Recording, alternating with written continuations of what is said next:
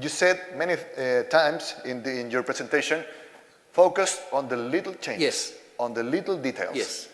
In a logistic change, there are millions of little steps.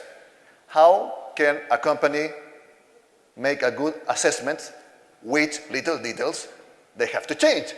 Or they have to do like in venture capital, invest in many, because one of them is going to pay out. Yes. Well, I would think I've already given part of the answer. An example is communication. It might be simply say, I'm not using email anymore for my most important clients. Yes, of course, for the contract. But in terms of relationship, no. We're always WhatsApp. And we are in conversation probably 3 or 4 times every day when things are working well. That's our relationship. So it costs nothing. See, builds confidence, sorts out issues.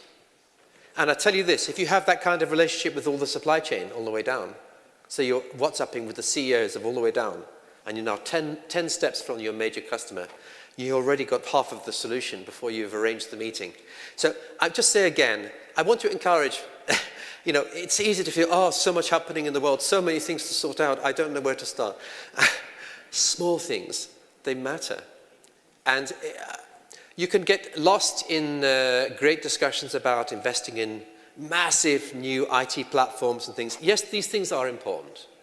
But let's not lose sight of what it's actually about. What it is about. It's about helping your client to sleep at night, basically.